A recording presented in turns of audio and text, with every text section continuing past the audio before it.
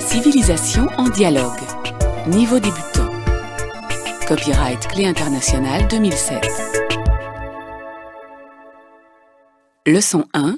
Les échanges. Salut Christelle. Salut Clara. Je suis folle de joie. Ma sœur a un petit garçon. Il est né avant-hier et il s'appelle Théo. C'est joli comme prénom. Et il va porter le nom de famille de ma sœur. Mon nom de famille. Kernouac, un nom bien breton. Et le père, il est d'accord? Oui, bien sûr. Il pense que Théo Kernouac, ça sonne bien. Lui, il déteste son nom de famille. Il s'appelle comment? Boulanger. Oui, c'est vrai, ce n'est pas très original. Et ils sont mariés? Non, mais il a reconnu l'enfant et l'a déclaré à la mairie. Et je pense que maintenant, ils vont se marier. Que des bonnes nouvelles. Oui, je suis ravie.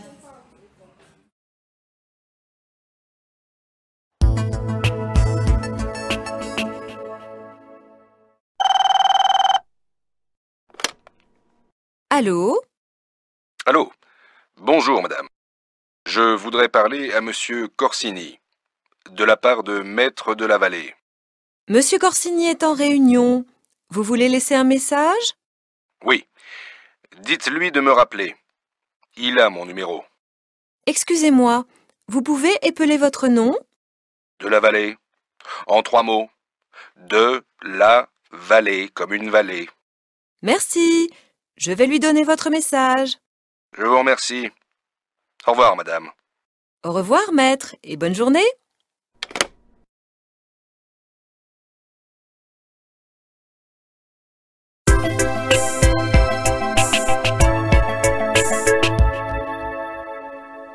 Leçon 2. L'identité. Hé, Karim! Regarde cette photo. Qui c'est? Tu ne reconnais pas? Non? Regarde. Là, c'est toi avec Caroline. Et là, moi avec Jamel. Ah ouais, je me rappelle, 1998, la Coupe du Monde de football. Jamel a peint sur son visage le drapeau français, bleu, blanc, rouge. Et il n'est pas le seul. Ouais, tous comme des fous dans les rues à chanter « On est les champions, on est les champions ». Et la Marseillaise aussi. Allons enfants de la patrie, le jour de gloire est arrivé. Ah, c'est vraiment un jour de gloire. Tous les gens chantent ensemble. Ouais, les blacks, blancs, beurre, tous comme des frères. Ça, c'est la France que j'aime. Liberté, égalité, fraternité. Pas vrai, Laura? Ouais, mais hélas, c'est pas comme ça tous les jours. Quand ma voisine dit que tous les immigrés doivent rentrer dans leur pays, je trouve ça triste. Pour certains, accepter les différences, ce n'est pas très facile. Et pour les enfants d'immigrés, tu crois que c'est facile? Moi, par exemple, je me sens complètement français. Je suis né en France, mais je sais que quand je vais en Algérie, je me sens aussi chez moi. Alors quelquefois, je ne sais plus qui je suis. Tu sais ce qu'on dit? Nous sommes tous des enfants d'immigrés. Première, deuxième, troisième génération.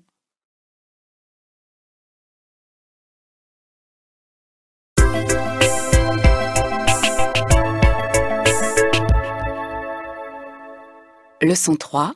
La famille. Tiens, salut Clotilde, qu'est-ce que tu fais là? Eh bien, tu vois, comme toi, je fais les courses. Je cherche un cadeau pour la fête des mères. La fête des mères? Ah, c'est maintenant, au printemps. C'est drôle. Chez moi en Argentine, c'est aussi au printemps, mais c'est le 16 octobre. Et c'est très important. C'est la fête de toutes les mères. Alors tout le monde offre un cadeau à toutes les femmes qui sont mères. Une fleur par exemple, ou un petit truc. Ah oui? C'est sympa. En France, on offre des cadeaux seulement à sa mère, pas aux autres mères. On a aussi une fête pour les pères, et maintenant aussi pour les grands-mères. Et nous, on a aussi la fête des enfants, la fête des amis. On adore les fêtes. Tu sais, quand je parle de ça, ma famille me manque. Mais tu vas bientôt aller en Argentine. Pas avant la fin de l'année universitaire. Moi aussi, je suis loin de ma famille. Mon frère habite à Hong Kong maintenant, et ma demi-sœur est en Suisse. La dernière fois que je les ai vus, c'était pour l'anniversaire de mariage de mes parents, il y a 1 an. Alors tu vois... Bon, il faut que je te quitte. Je n'ai toujours pas trouvé mon cadeau. Bonne chance. Ciao.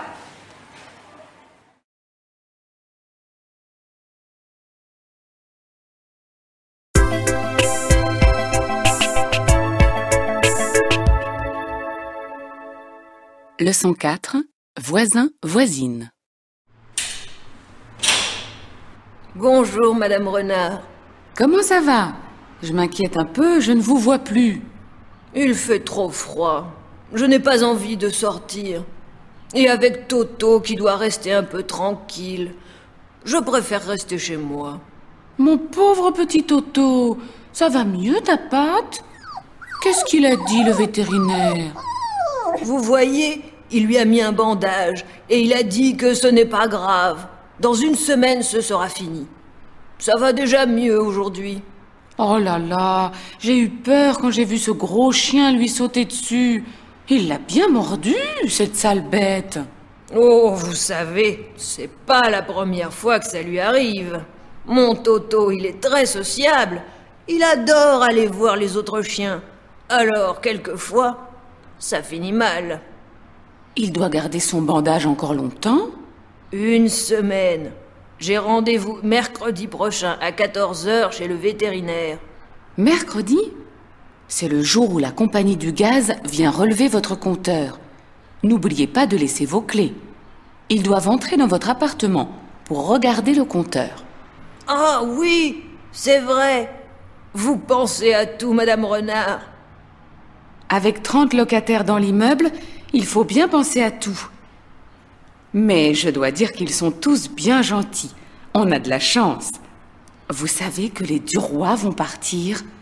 On va bien les regretter. Surtout la petite. Elle m'aide souvent à porter mes sacs quand je reviens du marché. Bon, je dois vous quitter. Je vais faire mes courses. Bonne journée, Madame Renard. Bonne journée, Madame Chenu.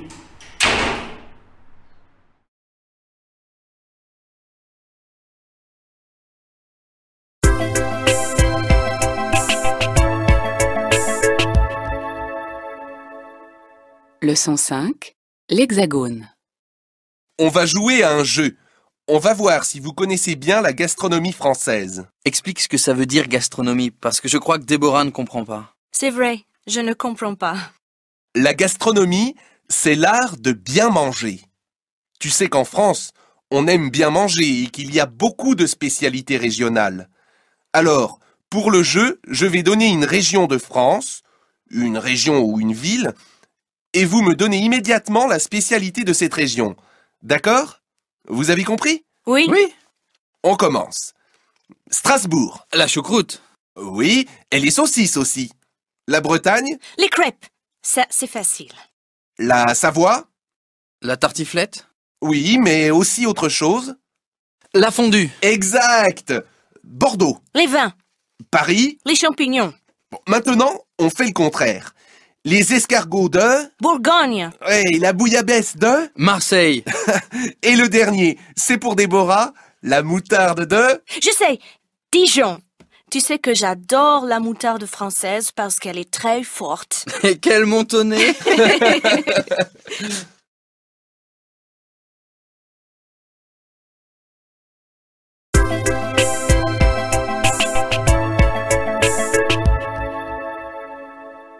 Leçon 6.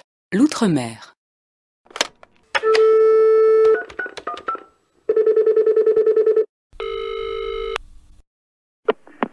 Allô, Catherine? C'est Célia. Célia? Ah, comment ça va? Tu ne vas pas me croire. Qu'est-ce qui se passe? J'ai gagné un voyage pour 2 personnes aux Antilles. Quoi? Oui, tu as bien entendu. J'ai gagné un voyage pour 2 personnes aux Antilles. Non, c'est une blague. Non, je t'assure, c'est tout à fait sérieux. Mais comment? L'autre jour, j'étais au supermarché et quelqu'un me demande « Vous voulez gagner un voyage pour 2 personnes?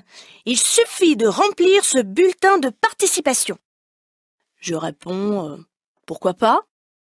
Et après, j'ai complètement oublié cette histoire.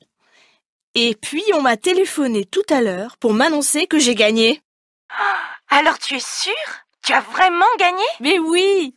Formidable! 1 semaine à Pointe-à-Pitre. Où? À Pointe-à-Pitre. Où est-ce que c'est? C'est dans l'île de la Guadeloupe, dans les Antilles, dans la mer des Antilles, au nord du Venezuela. Excuse-moi, je suis très mauvaise en géographie. Ils parlent français là-bas? Évidemment, c'est un département français. Ah oui, c'est vrai. On a appris ça à l'école. Alors, tu vas partir avec Simon, bien sûr. Eh bien non. J'ai décidé de partir avec une bonne copine. Qui? Mais toi, bien sûr! Moi! Génial!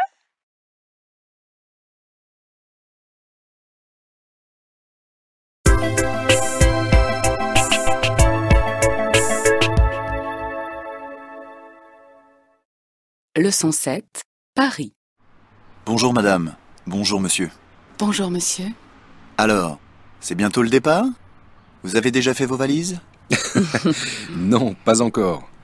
On a le temps. Je vous ai préparé vos billets d'avion et les propositions de visite. Le premier jour, un petit tour sur la Seine sur un bateau-mouche et une visite à la Tour Eiffel. Le deuxième jour, le Louvre, accompagné d'un guide. Vous voyez, c'est un programme très classique. Est-ce que nous sommes obligés de rester avec le groupe? Mais non, vous êtes complètement libre. Mais vous savez, une visite guidée, c'est très intéressant. Et nous choisissons toujours des guides très compétents. Le troisième jour, vous allez monter sur l'Arc de Triomphe et vous promener sur les Champs-Élysées, la plus belle avenue du monde. Le soir, le spectacle de danse au Moulin Rouge va certainement vous amuser. Je crois que je préfère dîner dans un petit restaurant à Belleville. Belleville? Ah bon? Oui. Mon mari et moi, nous n'aimons pas les spectacles trop touristiques. C'est comme vous voulez. Bon, je continue. Où en sommes-nous? Ah oui, le quatrième jour, vous visiterez Notre-Dame de Paris, toujours avec notre guide. Et on va faire une promenade sur l'île Saint-Louis? Non, ce n'est pas prévu. Mais je vous le répète, vous faites ce que vous voulez. Vous comprenez, monsieur, pour nous, c'est notre deuxième voyage de noces. Alors nous voulons surtout marcher dans Paris, regarder, observer, aller dans les cafés, prendre notre temps. D'accord, d'accord. Bon, eh bien, je vous laisse tout le programme. Regardez-le tranquillement chez vous. Merci.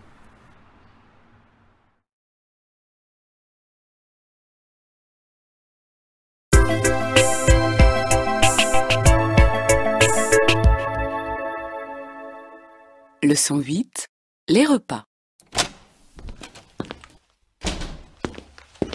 Bonsoir, chérie. Bonsoir, ma chérie. Tu as vu l'heure? Oh non, s'il te plaît, pas de reproches. J'ai eu une journée horrible. Alors si tu commences toi aussi à... Mais non. Simplement, je m'inquiétais. Je suis crevé.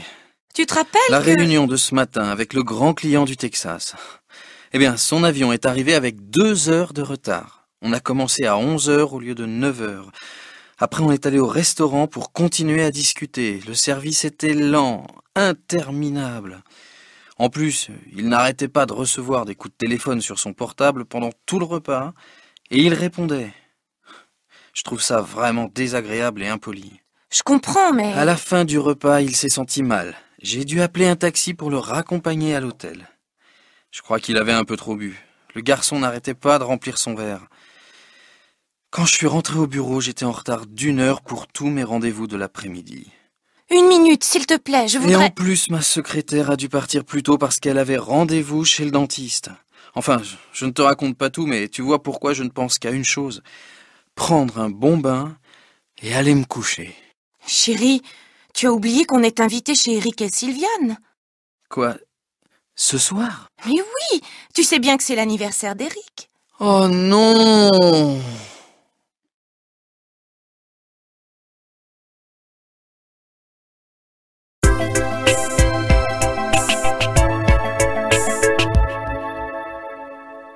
Leçon 9, le logement.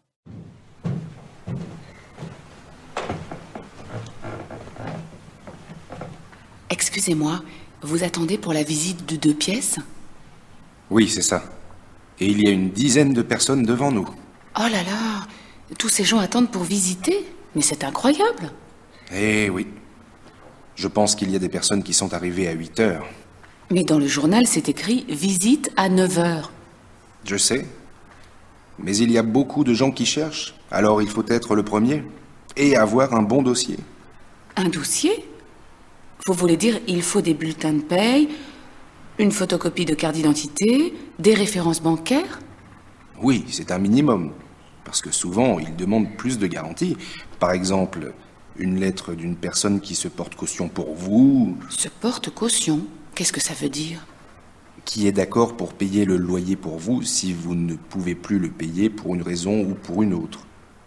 Par exemple, moi. Mes parents se portent caution pour moi. Oui, c'est normal. Vous êtes jeune. Mais moi, j'ai 35 ans, je suis divorcée et j'ai un enfant. Je ne vais pas demander une caution de mes parents. J'ai fait une demande de HLM, mais je n'ai pas encore de réponse. Alors je cherche d'autres solutions, parce que je vais être obligée de quitter bientôt mon logement. Mon propriétaire va vendre l'appartement que j'occupe. Nous sommes en décembre. On ne peut pas expulser des personnes en hiver. Ah bon? Enfin une bonne nouvelle. Vous savez, je suis une bonne locataire. J'ai toujours payé mon loyer. Il me faut juste un peu plus de temps. Bien sûr. Ne vous inquiétez pas. Vous allez trouver.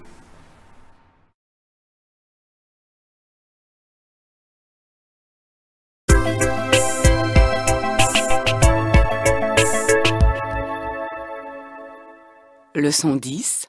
Les études primaires et secondaires. Alors, cette première journée de cours, ça s'est bien passé? Oui, j'ai retrouvé une copine de l'école primaire du CE2, de la classe de Madame Mariani. C'est elle qui m'a reconnue, elle est très sympa. Et les profs? Les mêmes que l'année dernière, sauf le prof d'anglais et le prof d'éducation civique qui est très jeune et qui nous a donné son premier cours. Intéressant? Bof, pas mal. Il a rappelé que l'école publique est laïque et que les élèves ne devaient pas porter des signes trop visibles de leur religion. Mais on le sait déjà. Il y a des filles qui sont arrivées avec un voile à l'école?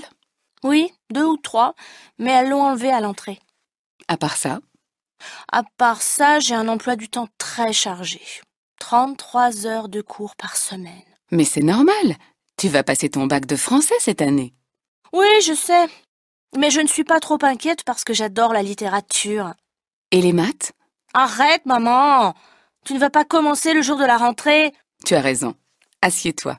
Je t'ai préparé un bon chocolat chaud.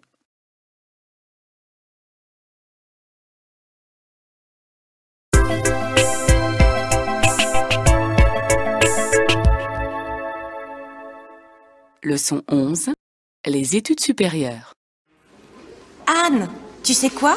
J'ai rencontré Blaise l'autre jour. Et il a réussi le concours d'entrée à Sciences Po. Blaise? Lui qui est nul en histoire? Eh oui. Maintenant, il veut se lancer dans la politique. Pour faire comme son papa. Son papa? Ben oui. Tu sais bien que son père est polytechnicien et qu'il a fait une brillante carrière d'abord dans l'industrie puis dans la politique. Ah, je ne savais pas. Et toi, ça marche la fac? Oui, super bien. Je vais essayer de passer l'année de mon master à Madrid. C'est génial d'être européenne, non?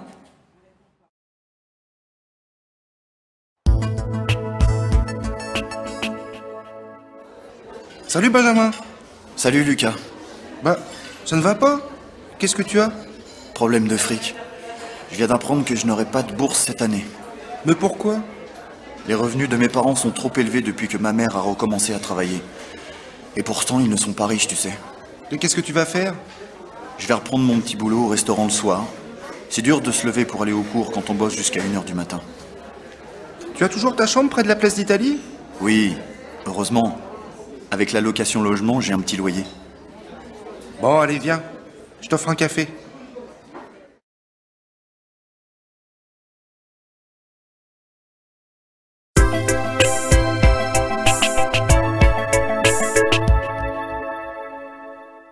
Leçon 12.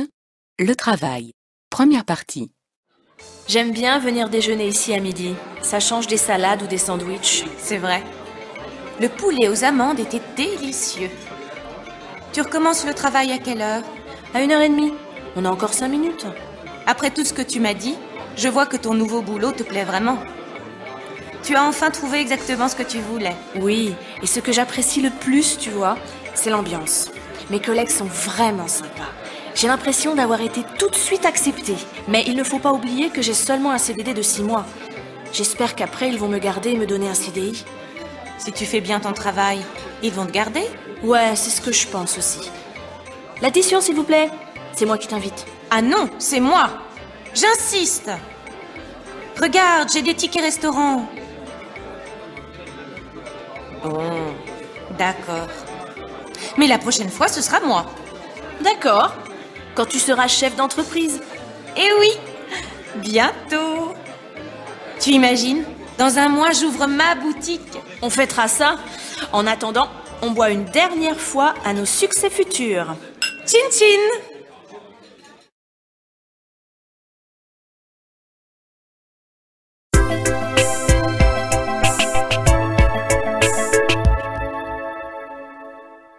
Leçon 13, le travail. Deuxième partie. Bonjour, monsieur. Bonjour, monsieur. Je vous écoute. Eh bien, voilà, j'ai perdu mon emploi il y a 3 mois. Vous avez été licencié économique? Oui, j'ai travaillé pendant 10 ans dans une entreprise d'électronique. Et maintenant, je suis sans emploi. Je suis allé immédiatement à la NPE et j'ai rempli les papiers pour avoir les indemnités de chômage. Mais je n'ai rien reçu. Est-ce que c'est normal? Je vous ai apporté mon dossier. Vous êtes toujours à la même adresse? Oui. 5 allées des Roses à Boulogne-sur-Mer. Vous êtes marié? Vous avez un enfant? Oui, c'est ça. Écoutez, votre dossier est complet. Je vais voir ce que dit l'ordinateur.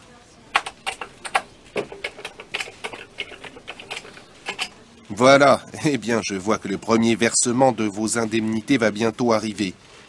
Ah bon, je vais recevoir de l'argent? Quand? Le 3 décembre. Nous sommes le 28 novembre, donc dans 5 jours. Il faut attendre encore un peu. Vous allez recevoir 1 200 €. Ah bon? Merci beaucoup. Alors, je n'ai rien à faire? Non, c'est bon. Merci beaucoup, monsieur. Je vous en prie. Au revoir, monsieur. Au revoir.